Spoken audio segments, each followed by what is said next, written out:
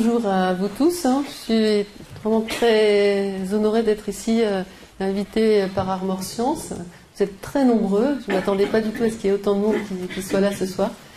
Donc, je vais vous parler de la santé des animaux, un petit peu comme aussi on travaille sur la santé des humains. Moi, je travaille beaucoup sur la santé des animaux. Et c'est important, à partir du moment où on les mange, qu'ils soient en bonne santé. Voilà. Donc, je travaille à l'Institut universitaire européen de la mer, à Brest, sur Plouzané. Et donc, je vais essayer de vous présenter les choses le plus simplement possible. Comme je fais de la recherche, je n'enseigne pas tout le temps, donc je suis sûrement moins bonne pédagogue. Vous pouvez m'arrêter si vous ne comprenez pas les choses, surtout. Je vais essayer d'être le plus simple possible, en tout cas. Alors, je vais vous parler des palourdes et des ormeaux. Je travaille sur deux espèces de palourdes. La palourde que vous pêchez depuis très longtemps, qui est la palourde d'ici, la palourde européenne, la palourde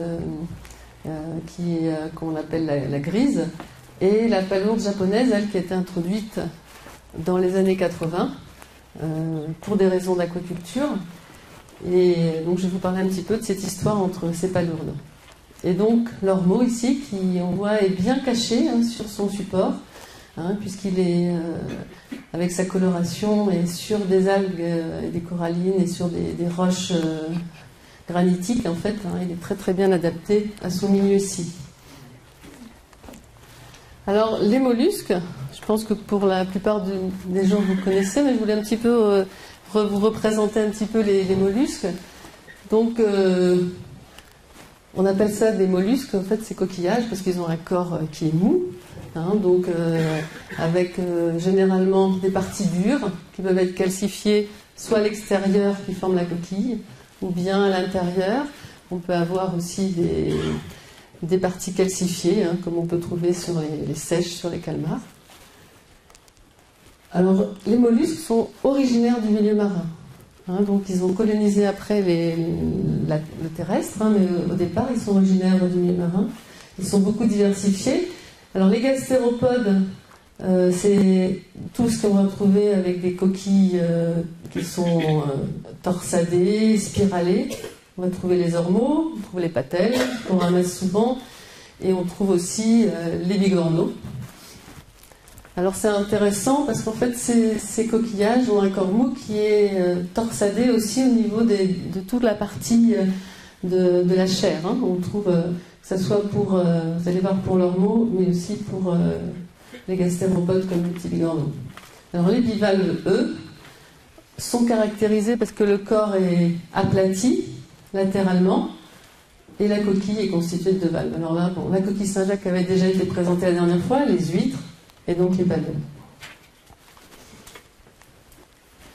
Alors si on regarde un petit peu au niveau mondial, on voit quand même qu'on produit quand même en aquaculture, en termes de coquillage, on est au 3e rang dans le monde.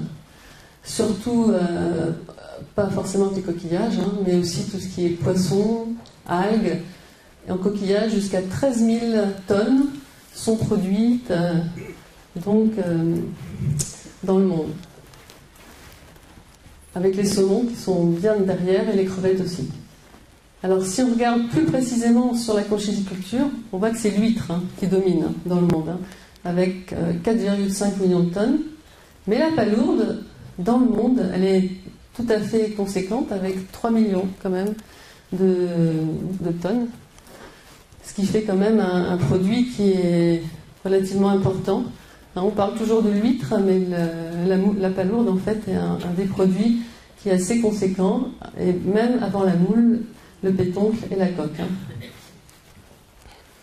Alors les ormeaux, par contre, c'est pas facile de trouver des données sur les ormeaux au niveau mondial. Alors là, on a des données depuis les années 50 au niveau mondial, et là on est dans des données de 25 000 tonnes, 30 000 tonnes dans le monde, qui sont soit des populations naturelles ou des élevages. Donc là, en aquaculture, on voit que c'était très faible jusque dans les années 2000, même 1900, ça commence à augmenter. Tout ça, c'est de la production de pêche. Et ça a beaucoup diminué, dû à des maladies, en fait. En 1970, 1980, il y a des grosses maladie sur la côte ouest des États-Unis, avec lié à un parasite qui a détruit les stocks en grande quantité, donc d'où cette diminution importante des stocks des ormeaux. L'aquaculture, elle, augmente petit à petit, donc là on est à peu près 5000 tonnes jusqu'à 7000 tonnes dans le monde. Alors qu'est-ce qui se passe en France maintenant, hein, on a vu un petit peu ce qui se passait au niveau du monde. En France, on voit que là, on est tout à fait on a vraiment une production qui est très différente, hein, une répartition de la production avec beaucoup d'huîtres, hein, en pourcentage 54% d'huîtres, des moules et la palourde 2%. Donc c'est vraiment très très faible en France. Ça a été beaucoup plus élevé, vous le verrez, avant qu'il y ait des maladies sur les coquillages, hein, sur la palourde. Mais maintenant, on est, vous voyez, à 360 tonnes de palourdes en 2010-2012. Pour les ormeaux, il y a à peu près 5 à 10 tonnes qui sont produites en écloserie en France et 100 tonnes par pêche à peu près. Bon, c'est des estimations, hein. C'est très difficile d'avoir les chiffres, les bons chiffres. Parce que bon, entre les affaires maritimes, ce qui est vraiment pêché, c'est pas toujours, et puis tout ce qui est pêché aussi par la pêche à pied, on n'a pas toutes les estimations. Voilà un petit peu le panorama de la pêche dans le monde et en France. Maintenant, je vais revenir un petit peu plus sur les ormeaux et les palourdes, vous raconter un petit peu leur histoire de vie, comment ils vivent, comment on peut les suivre dans le milieu naturel en élevage. Je vais vous parler très brièvement un petit peu de leur anatomie. Comme on va en manger, je vais vous raconter un petit peu comment ils sont à l'intérieur, ce qu'ils mangent, leur cycle de vie, comment ils se déplacent. Parce que pour nous, biologistes et écologistes, c'est très important de bien connaître comment ces animaux vivent pour préserver leur diversité, préserver leur abondance et préserver leur santé. Donc, je pense que c'est l'histoire de ces animaux. Et maintenant, ça avance beaucoup. Il y a beaucoup d'études écologiques et biologiques sur ces animaux. Je vais vous raconter un petit peu ce qu'on sait associé à la vie de ces animaux. Alors, comment est l'ormeau à l'intérieur? Alors, l'ormeau, c'est quand même une bête extraordinaire. Ça fait une dizaine d'années, un petit peu plus que je travaille dessus, une quinzaine d'années. Et je trouve que c'est un animal vraiment merveilleux pour travailler, parce que d'abord ça bouge, c'est vivant, ça vraiment un animal qui a un comportement aussi très intéressant. Et là vous voyez ses petits yeux ici. Ici il y a son manteau, ses tentacules avec des petites parapodes qui présentent en fait une petite fluorescence, ici on voit, qui est assez importante aussi. Et ici, la trompe ici, qui va lui permettre de pouvoir râper et manger les algues. Alors les yeux, moi je suis assez fascinée par les yeux de ces ormeaux. En fait, j'ai trouvé une coupe d'yeux et je trouvais intéressant parce qu'en fait c'est très proche de nos yeux. Donc c'est assez... Personne ne travaille là-dessus, personne ne travaille sur les yeux d'ormeaux. Et les ormeaux, les ormeaux en fait vivent la nuit, donc ils doivent avoir des yeux certainement très intéressants pour voir la nuit. Et donc en fait, je voulais juste vous montrer parce que là il y a la cornée, on voit bien la cornée, on voit bien ici le cristallin ici. On voit ici le corps vitré et puis on voit ici tout ce qui est rétine. Donc c'est assez fabuleux avec ces deux petites antennes là et ces deux petits yeux. Alors sinon, c'est juste pour vous montrer un petit peu comment ça se passe grossièrement dans la coquille. Ça c'est un escargot ou un ormeau. Hein. Bon, pour vous dire qu'il y a un cœur hein, qui a deux lobes, ouais, c'est vraiment avec deux ventricules importants, avec une branchie, avec un tube digestif et moi, ce que j'aime beaucoup, et vous aussi, j'imagine, c'est la coquille. Hein. Donc là, on a un manteau qui enveloppe tous les organes et qui va sécréter la coquille. Alors la coquille, c'est assez merveilleux. Hein. J'ai travaillé assez longtemps sur comment se forme une coquille de palourde et aussi d'ormeaux. Et donc c'est le manteau qui va sécréter ces couches calcifiées, qui vont s'organiser de façon différente selon les espèces. Donc dans le cas de l'ormeau, on va avoir des couches de cristaux d'aragonite qui vont se former en petites lamelles, qui vont former cette irisation en fonction de comment se forment les lamelles. Vous voyez comment vont se mettre les lamelles au fur et à mesure, donc en épaisseur. On aura une irisation différente et une coloration différente. Pour la palourde, c'est un petit peu différent, c'est porcelané. On appelle ça comme de la porcelaine sur la palourde. Là, c'est une palourde rose, la palourde des Glénans, hein, qui est très très bonne. Et donc, cette palourde, si on regarde de plus près au microscope, on va avoir des prismes, des grandes, un petit peu comme des grandes colonnes. Et dans ces colonnes-là, on va avoir en fait cette irisation associée à ces colonnes. Voilà. Et donc, cette architecture, c'est vraiment très intéressant et c'est beaucoup étudié pour tout ce qui est nanoparticules, pour faire tout ce qui est tout ce qui est informatique en fait, hein, tout ce qui est miniature. On s'inspire beaucoup de la formation des coquilles. Donc c'est quelque chose qui est très très intéressant. Il y a beaucoup de laboratoires qui travaillent là-dessus. Alors je voulais aussi vous montrer le cœur de l'ormeau parce que ça bat. Alors je vais essayer de vous le faire battre. Je ne sais pas si j'y arriverai. Voilà. On voit le cœur qui bat.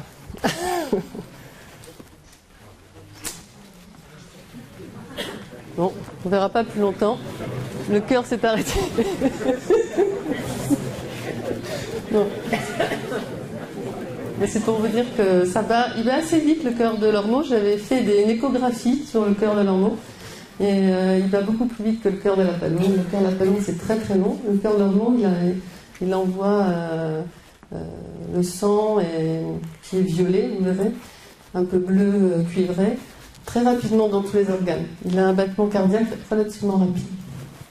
Que mangent ces animaux? Alors la palourde, c'est un filtreur qui mange avec... Alors là, on voit ses siphons. Hein, la palourde est dans le sédiment. Et elle a un siphon inhalant et un siphon exhalant. Et elle va inhaler les particules des bactéries, des virus et du phytoplancton. Et du phytobenthos aussi, puisqu'elle peut racler le sédiment avec ses siphons un petit peu. Mais donc c'est un filtreur. Pour vous, les ormeaux, j'imagine que vous savez que les ormeaux, eux, ne sont pas du tout des filtreurs. Hein. Les ormeaux, ils mangent des macroalgues, hein, de nombreuses macroalgues. Ils adorent les algues rouges. Ils ont une nette préférence pour les algues rouges. On a une chercheuse au laboratoire qui travaille sur la préférence alimentaire des ormeaux. Et si elle leur met des algues rouges, des algues vertes, parce qu'elle peut... je le passerai après, ou des algues brunes, hein, parce qu'elles mangent aussi les styles de laminaires, l'ormeau va directement chercher les algues rouges. Donc il y a vraiment une nette préférence pour surtout la Palmaria palmata. Alors comment il fait l'ormeau? Comme je vous disais tout à l'heure, il a une petite râpe ici, et là on peut voir sa radula et sa râpe ici, qui lui permettent de pouvoir gratter, déchiqueter les algues. Alors j'avais le bruit de l'ormeau, mais je pense qu'on n'entendra pas. J'ai le cri de l'ormeau. Mais j'ai pas amené les grosses baffes pour que vous puissiez entendre le cri de l'ormeau. Ou alors il faudrait que je mette devant le... Hein? On peut essayer, mais j'ai un peu peur que ça... Bon. Ah voilà, on entend. Vous entendez?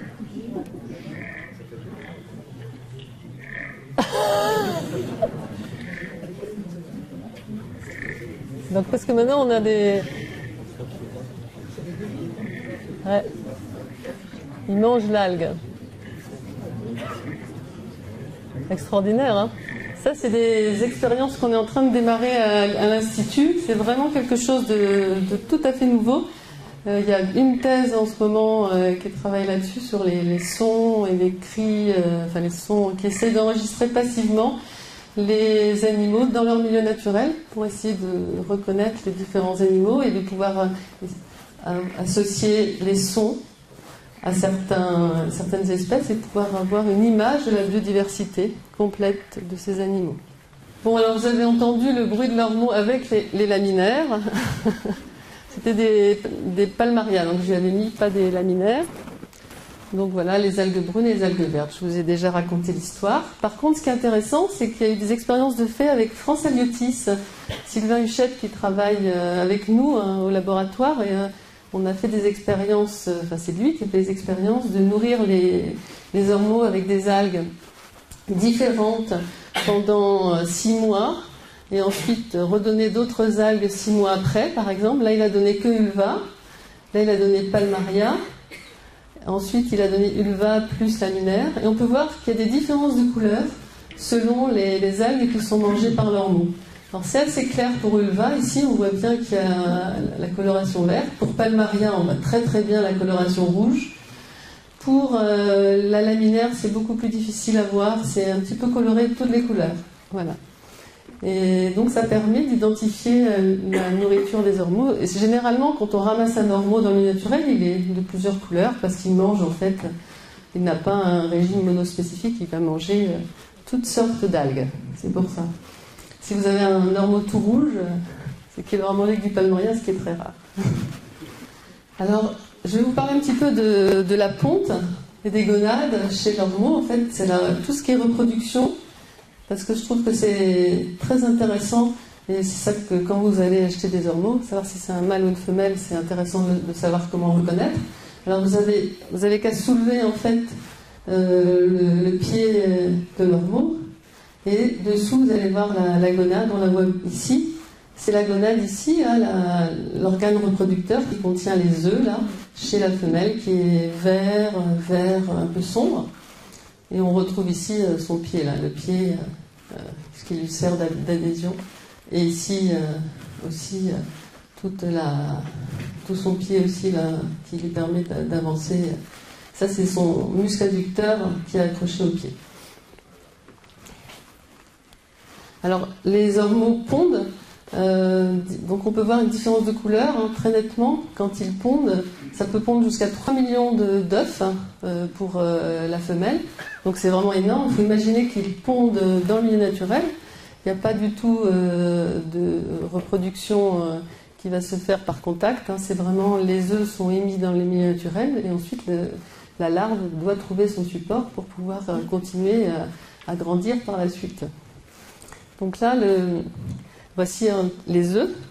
Quand on va les regarder au microscope, vous voyez un petit peu les œufs qui ont leur vitellus, là, leur matrice gélatineuse. Ça ressemble tout à fait à des œufs un petit peu similaires à ce qu'on peut avoir, qui sont très riches en vitellus et en matrice gélatineuse. Et très rapidement ensuite, vous trouvez dans l'eau, si vous regardez bien, en fait on va trouver les larves qui partent comme ça à la dérive, qui forment en fait des amas qui sont très peu visibles. Il va falloir grossir beaucoup au microscope pour pouvoir voir les petites larves qu'on voit ici. Donc au départ, les ormeaux sont, vous voyez, avec une petite coquille, à l'intérieur la glande digestive, et on voit l'œil ici, et la partie plus céphalique. Donc ça dure 5 jours. 5 jours à se promener dans la couche aquatique, dans l'eau, jusqu'à nager, jusqu'à avoir en fait retrouvé le support. Voilà une petite larve qui a 3 jours. Donc là on voit bien la coquille qui est déjà formée. On voit des petits filaments branchiaux ici qui lui permettent de respirer. Et pour l'instant, cette larve n'a pas encore été métamorphosée. Elle est toujours libre, elle reste planctonique. Ensuite, on va avoir la métamorphose. Donc la larve vous voyez, va se trouver un support. Là, on est dans du merle, dans du sédiment, pas toujours associé à des rochers au départ sur la métamorphose. Et elle va complètement changer sa coquille, hein, qui était spiralée, va devenir beaucoup plus aplatie. Hein, et donc, on va avoir une métamorphose. Et là, elle va commencer, pour la première fois, à manger des petites algues. Jusqu'à maintenant, elle ne mangeait pas. Elle avait ses réserves. Et là, elle va commencer à manger des petites algues. Donc, ce qui va permettre, en fait, en aquaculture, de pouvoir... voilà le cycle complet, là, que je vous ai mis. Donc, avec les œufs, les larves. Ici, elle se pose. Et on a la métamorphose avec la coquille qui devient plate complètement. Et le juvénile. Et ensuite, les adultes. Alors, en aquaculture... Pour faire le cycle complet, en fait, je voulais vous montrer le cycle complet. On a la possibilité d'avoir des grandes plaques plastifiées, par exemple. On va pouvoir poser sur ces plaques plastifiées du phytoplancton, du phytobenthos, des petites algues hein, qui vont adhérer, des bactéries, ce qui va pouvoir permettre d'avoir un support qui va être très enrichissant pour les larves, qui vont pouvoir grandir et grossir après pour devenir justement des juvéniles. Et ensuite, on va avoir ces petits juvéniles qui vont être triés pour pouvoir être mis dans des systèmes de conditionnement des ormeaux de plus grande taille en mer, où là, ils sont mis en mer et où ils sont nourris. Voilà, par exemple, c'est ce qui se passe en cas pour ces élevages qui sont en mer, qui sont des élevages qui sont réalisés vraiment en milieu naturel. Voilà un petit peu l'histoire de ces ormeaux. Je vais passer maintenant à la palourde. Alors la palourde, alors là je voulais vraiment vous montrer ces images parce que ça a été fait par un chercheur du laboratoire. Je vois qu'il y a une inversion. Hein. Ici, ce sont les femelles, ici, c'est les mâles. Ça s'est transformé, ça a changé de sexe pendant je ne sais pas, pendant mon diaporama. Mais bon, je vais vous montrer un petit peu, c'est très très joli. Alors, il faut que j'arrive à mettre là, hop, le petit film. On va regarder la femelle, si je ne me trompe pas. Voilà. Alors, elle pond des millions d'œufs. Et on va remettre. Et j'ai trouvé ça que c'était relativement incroyable. Et on va voir le mâle. Vous allez voir que là, c'est très très différent. Donc là, c'est l'émission juste des spermatozoïdes qui sont en G, en fait, c'est très très différent de tout à l'heure. Vous avez vu que c'était une pluie d'œufs, et là on voit qu'on a vraiment quelque chose de beaucoup plus gélifié, en fait, et beaucoup plus en G. Voilà. Donc la ponte a lieu souvent avec une augmentation de température, donc pour que les palourdes pondent en aquaculture. Souvent même les palourdes sont mises ensemble parce qu'elles aiment beaucoup être ensemble, être en contact. C'est très différent des ormeaux qui aiment être tout seuls un petit peu pour pondre. Là, c'est vraiment du contact entre elles, avec leurs pieds, leurs siphons. Et donc la ponte a lieu en augmentant la température. Et on va avoir par la suite donc les œufs, toujours pareil, des petites larves qui vont se métamorphoser et devenir des juvéniles. Et ensuite... des adultes qui seront dans le sédiment. Voilà un petit peu les cycles de vie de ces animaux, hein, racontés assez rapidement pour l'ormeau et la palourde. Sinon, je voulais vous montrer aussi, par exemple, pour la palourde, on peut avoir par la suite ces petits juvéniles qu'on peut semer sur le sédiment vaseux, par exemple ici. Ça, c'était dans le golfe du Morbihan. Et on peut aussi, comme à Chauzé, à Chauzé, il y a des grands parcs à palourdes. Et là, on peut soit faire des semi-automatiques en mettant le naissain directement à l'aide d'une machine qui va directement semer les palourdes et en même temps va être posé le filet vraiment de façon simultanée pour qu'on ait ces grandes parcs à palourdes qu'on a à Chauzé, hein, qui est pour l'instant le seul élevage de palourdes japonaises qui est vraiment très productif en France. Hein. Parce que sinon les élevages pour l'instant ça a posé vraiment de gros problèmes avec les maladies. C'est vraiment les seuls élevages qui restent. Alors je voulais vous montrer aussi comment l'ormeau se déplace, parce que je trouve que c'est vraiment très très intéressant aussi à voir. Donc je peux aussi vous faire écouter le déplacement, mais ça va pas être très très différent de quand il mange.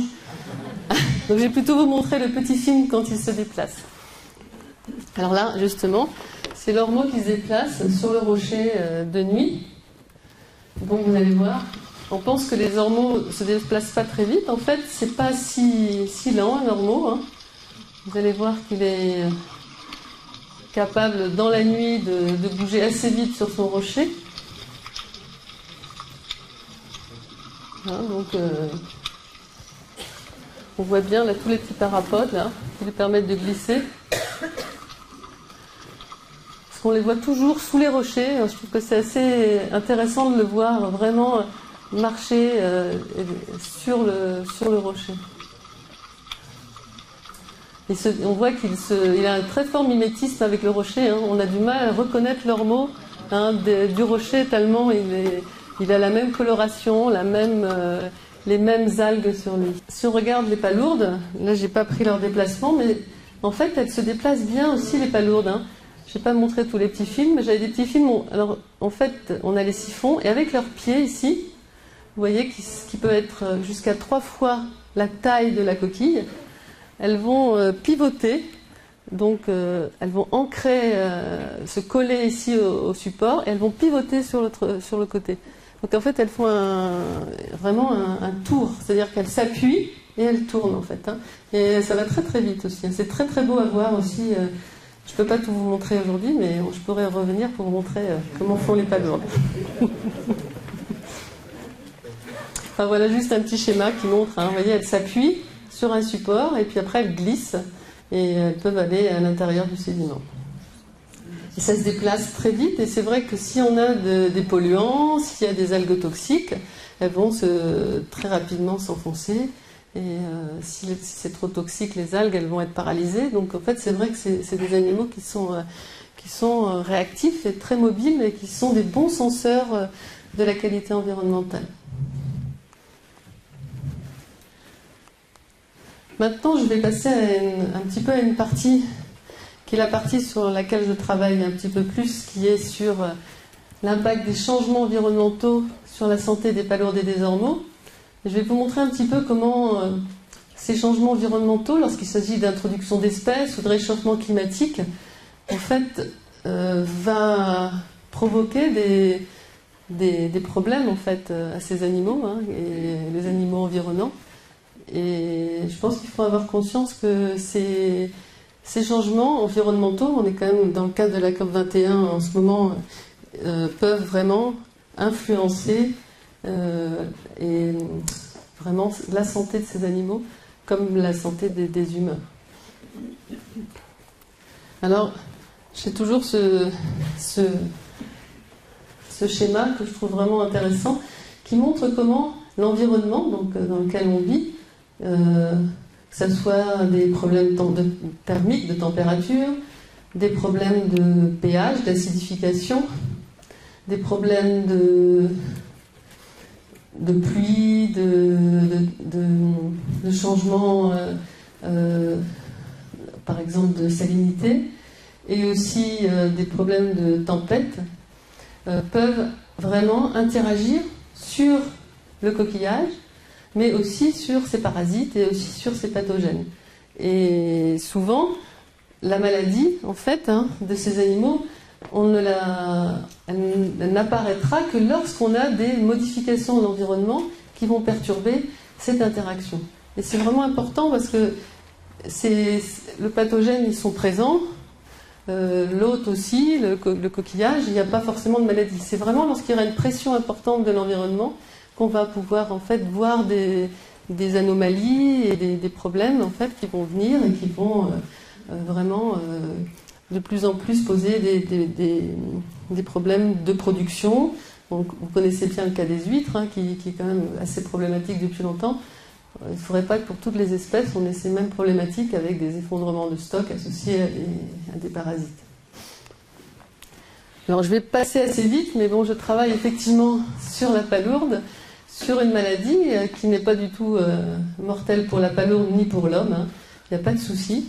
C'est une petite bactérie qui, elle, colonise le manteau et qui, en fait, au lieu de grandir, la palourde ne va plus grandir. En fait, elle va arrêter de grandir, elle va arrêter de croître, et les bactéries, en fait, vont se proliférer au niveau de la coquille. Donc ça se voit sur la coquille, ça fait un petit peu comme des palourdes farcies, sauf qu'elles sont farcies de bactéries. Voilà.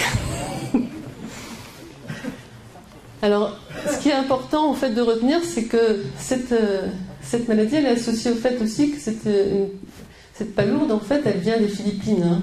Donc la palourde japonaise, au départ, elle est présente en Philippines, elle est présente au Japon, en Chine, et elle a été en fait introduite accidentellement aux États-Unis en 1936 avec du petit naissin d'huître.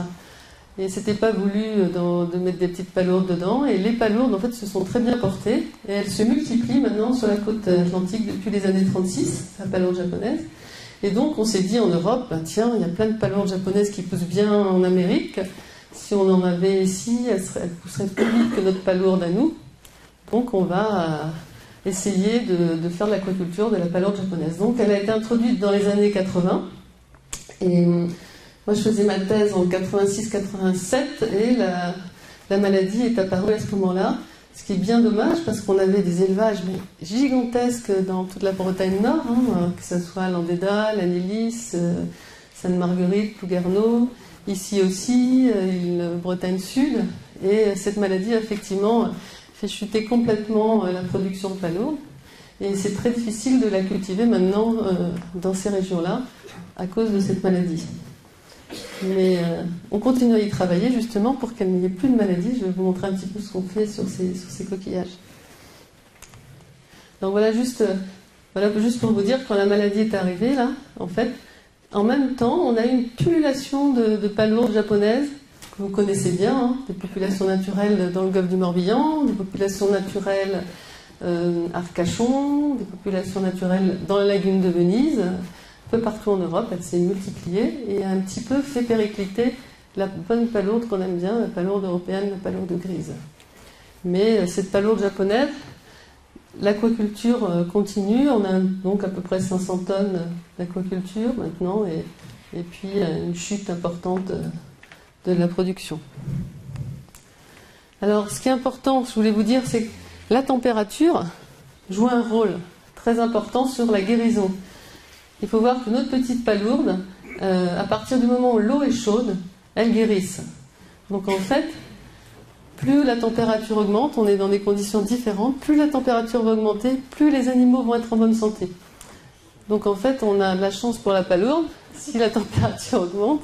C'est pour vous dire que ce n'est pas toujours le cas, on est toujours à dire, oui, plus la température augmente et plus on va avoir des maladies, ben là c'est l'inverse. Et c'est ce qui se passe effectivement, que ce soit en Bretagne Sud ou ici, on va, je pense, pouvoir recommencer la palourde japonaise, puisque les températures sont de plus en plus chaudes et le vibrio, lui, la bactérie meurt très très rapidement. Par contre, c'est pas toujours évident, parce que sur nos côtes de la mer d'Iroise, la température est toujours entre 15 et 17 degrés, 18 maximum, ça n'arrive presque jamais, disons 15-16, et là on est en plein dans les températures dans lesquelles la maladie se développe. Alors juste pour vous montrer, c'est que cette petite bactérie meurt à 25 et à 30 degrés. C'est une des raisons pour laquelle on a la chance que cette maladie n'aime pas l'eau chaude. Parce que la bactérie en fait meurt à cette température. Ce qui est très rare, mais c'est une bactérie qui meurt à 25-30 degrés. Alors on avait fait des essais avec une chercheuse, Fanny Geffroy, qui a fait sa thèse avec nous. Vous devez connaître peut-être l'établissement Geffroy, qui fait des un très bon restaurant sur la côte pas loin d'ici. Et donc, on avait donc travaillé, juste pour vous dire, on avait pris des animaux, on avait voulu regarder si c'était différent lorsqu'elles étaient semées à la Carantec, Landéda et Lutudie. Parce que pour nous, c'est important, à partir du moment où elles sont malades, il faut qu'on trouve une solution. On ne peut pas non plus rester avec des animaux qui meurent en permanence sur les sites bretons. Donc, pour chercher à savoir si on pourrait quand même les cultiver dans le sud de la Finistère. Et donc on a testé sur Landéda, Carantec, Lutudie. On a semé donc des animaux qui étaient génétiquement similaires à chaque fois, hein. Donc c'est-à-dire à Landéda, Carantec et Lutudie, donc des animaux qui étaient des mêmes familles, pour voir. Et comme la température est beaucoup plus chaude à Lutudie, vous voyez que ça dépasse 18-20 degrés, beaucoup plus chaude qu'à Ben-Morlaix en Lutudie en été. En fait, on a pu montrer qu'on avait une meilleure croissance, une meilleure santé dans le site de Lutudie pour chacune des familles. Il y a bien un effet température, un effet qualité, un effet quantité de nourriture qui est bien bénéfique pour la santé. Donc il faut voir que c'est pas les maladies, il faut les voir dans le bon côté des choses. C'est-à-dire que si on sait qu'il y a des maladies, on peut aussi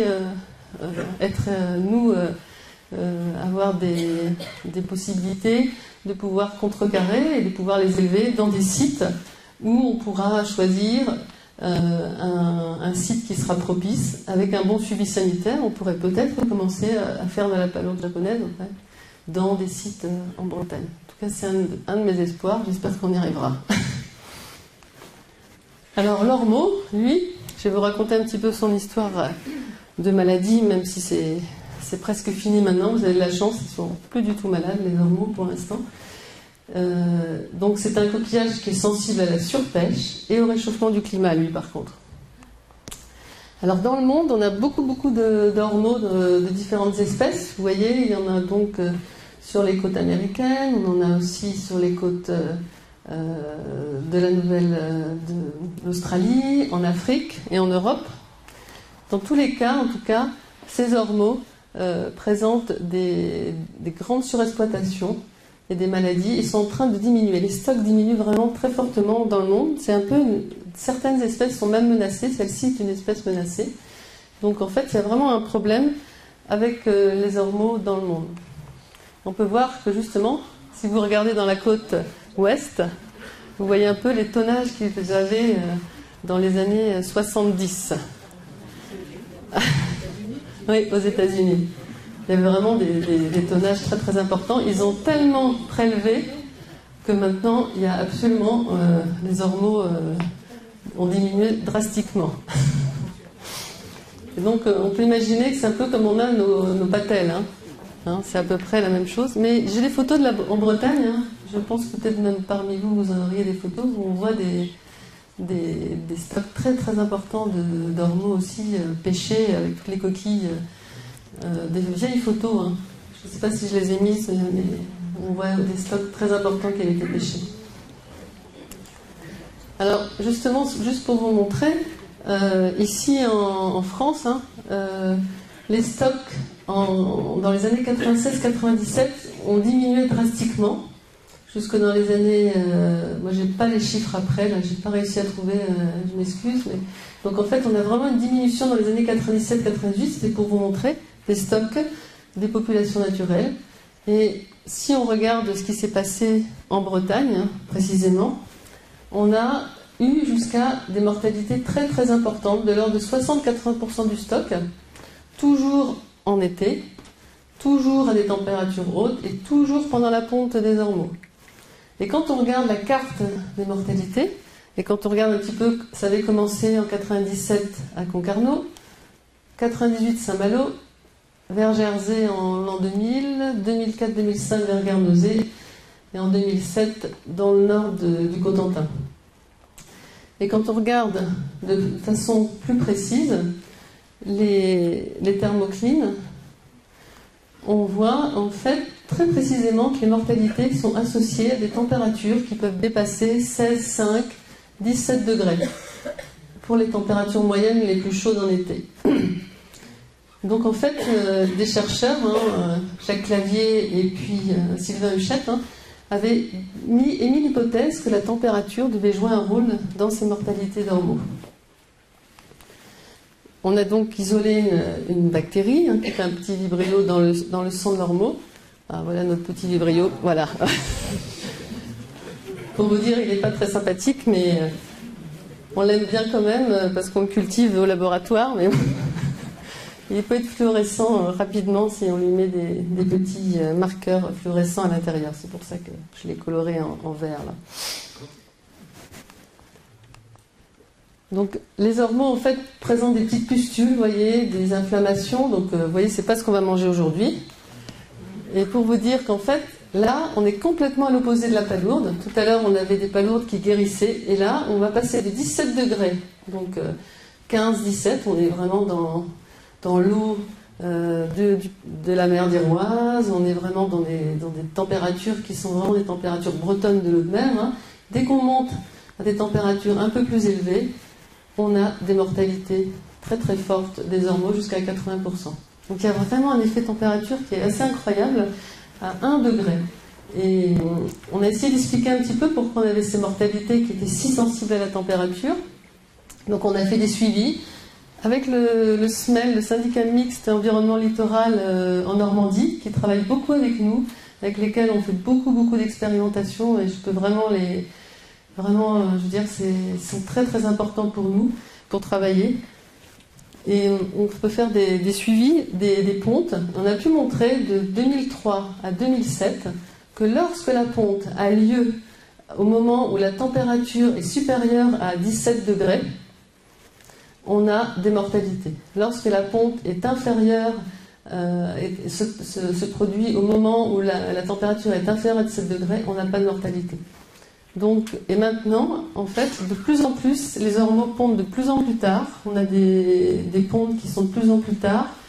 Et à un moment donné où la température descend en dessous de 17 degrés ou 18 degrés. On a vraiment juste une augmentation de la température. Et en octobre, en novembre, même des fois, jusqu'à septembre, octobre, novembre, on a une ponte des fois très très tardive selon les années. En tout cas, maintenant, on n'a plus beaucoup de mortalité. Il semblerait que ces animaux résistent, qu'on ait des populations résistantes, et c'est là-dessus qu'on travaille. En tout cas, ce qui est intéressant pour vous de voir, c'est qu'on s'est posé la question pourquoi 1 degré pourrait expliquer ou non ces mortalités. Et lorsqu'on prend les températures qui ont été mesurées à Flaminville, dans le Nord Cotentin, on voit que depuis les années 90 à 2008, on avait 1 degré de différence. On passait de 16,5 à 17,5 degrés pour l'évolution des températures moyennes estivales.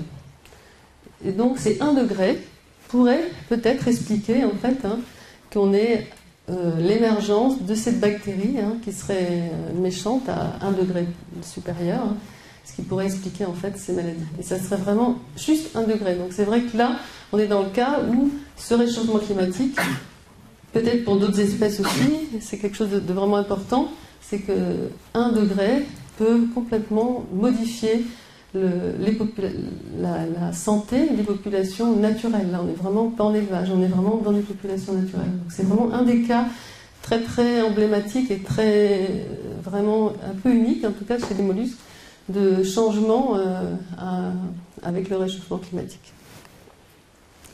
Je peux passer ça. Donc, en fait, on a, juste pour vous dire, on travaille dessus, donc on a des tests, on a des stratégies, on a des outils. Alors ce qu'on fait, un petit peu comme chez les humains, on fait des prises de sang.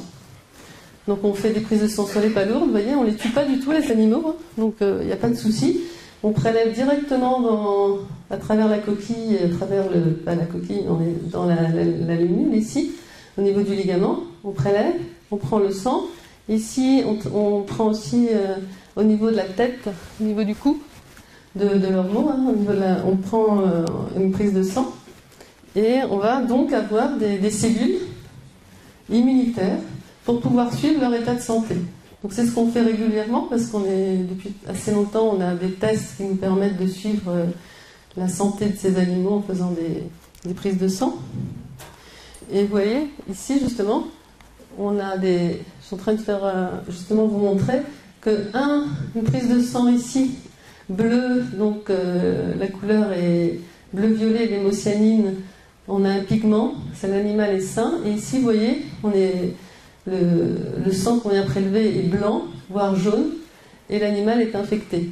Donc on peut savoir si l'animal est malade ou non. Donc c'est aussi intéressant, c'est qu'à partir d'un prélèvement de sang, on peut diagnostiquer même des fois à la vue. Donc voilà les petites cellules qu'on trouve, hein, c'est les mêmes cellules que ce qu'on peut avoir nous, nos lymphocytes, hein, qui sont capables de manger les petites bactéries. Je peux vous montrer un petit peu quand elles mangent, hein, mais bon, ça va être... Je ne sais pas si vous allez voir. C'était juste pour vous montrer, en fait, on voit les petites bactéries ici en vert et elles mangent très activement quand elles sont en bonne santé, donc elles sont capables d'éliminer, comme nous, on élimine avec nos cellules lymphocytes. Hein. C'est vraiment, on mange les petites bactéries pour éliminer les agents pathogènes. Et donc, on fait des analyses des animaux, des prises de sang. À partir de l'ADN, on peut trouver si c'est bien la bonne bactérie.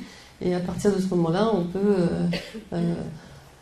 on peut en fait essayer de limiter les mortalités.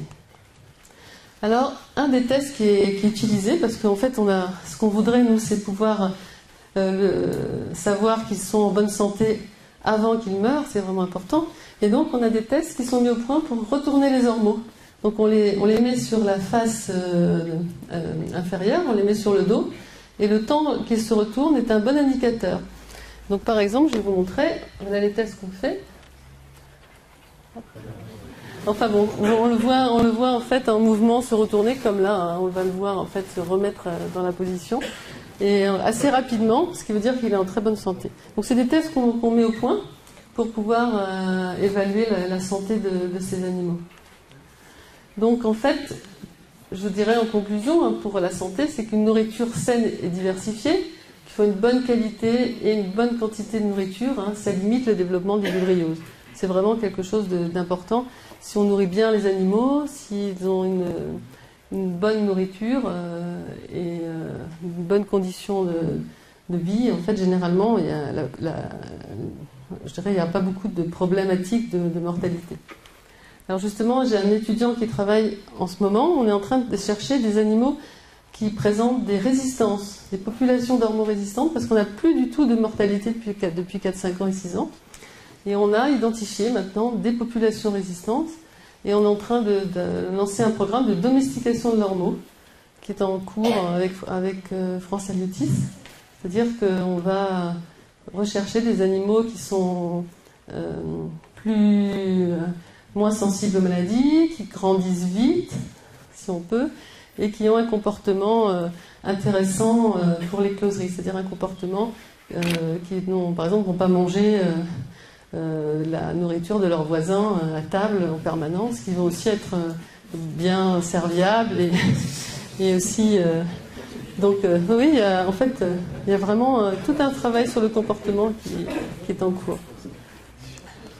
Sur les palourdes aussi, on a aussi un programme pour identifier les palourdes résistantes. On a un programme européen qui démarre entre 2016 et 2020, là, qui va juste démarrer, sur palourdes, huîtres, moules et coquilles Saint-Jacques, justement pour comprendre les interactions qu'il y a entre l'animal, l'environnement et les maladies, et surtout pour développer des biomarqueurs de santé et des programmes de sélection génétique.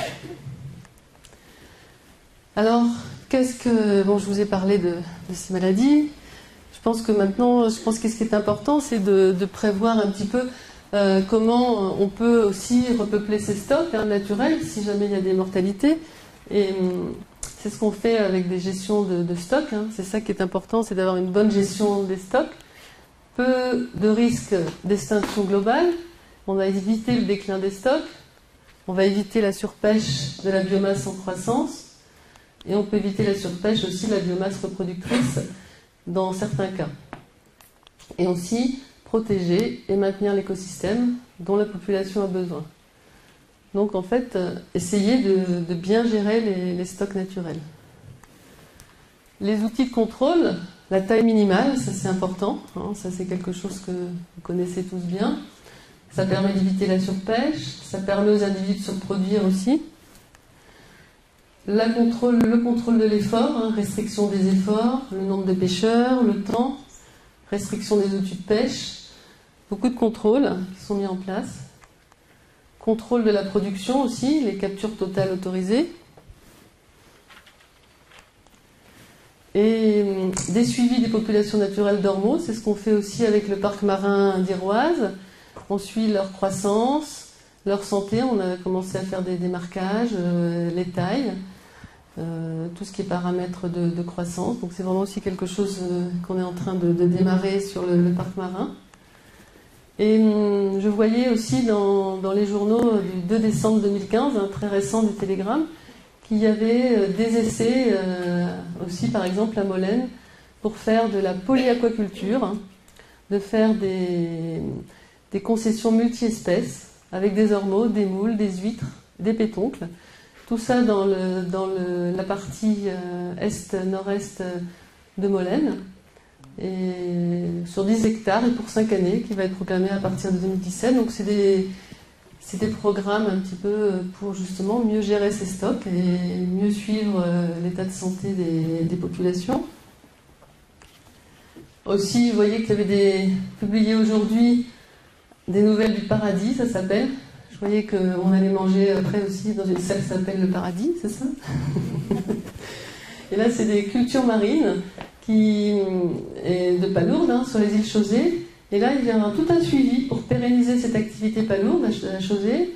C'est un programme qui, sur 3 ans, veut suivre les indicateurs du milieu, veut suivre les populations de vers lanicées dans les parcs et hors parcs, parce que les vers lanicées sont très importants pour remuer, pour vraiment aérer le sédiment, et qui permettent aussi d'avoir moins de tropisation dans les sédiments et d'avoir des palourdes qui ont une bien meilleure croissance. Et on est en train aussi, au niveau de l'Institut universitaire en de la mer, de mettre en place un suivi écologique des microbes en rade de Brest et mer d'Iroise pour observer, comprendre et préserver notre écosystème marin. Pour pouvoir avoir des alertes si jamais il y a des pathogènes qui sont présents ou des algues, pouvoir en fait alerter un petit peu, parce que pour l'instant, il n'y a pas de suivi de micro-organismes du tout, pour l'instant en France, à part des suivis bien sûr microscopiques, mais pas de suivi avec des approches génétiques. Donc en fait, c'est un petit peu ça qu'on voudrait développer, parce qu'on pense que c'est vraiment important de prévenir, de pouvoir suivre et d'observer les modifications du milieu avant qu'il y ait des émergences de problèmes. Et maintenant, je dirais que pour le plaisir, on va aller manger, hein, déguster les ormeaux. Et je vous remercie beaucoup pour votre attention. Merci à toute l'équipe, hein, donc tous les gens qui ont travaillé avec moi depuis 5 ou 10 ans, Sylvain Huchep et aussi le SMEL, et aussi des collègues américains qui travaillent aussi avec moi sur les palourdes et l'ormeau, et la SATMAR, bien sûr, qui travaille sur les palourdes depuis longtemps. Et puis, merci pour votre attention et merci beaucoup.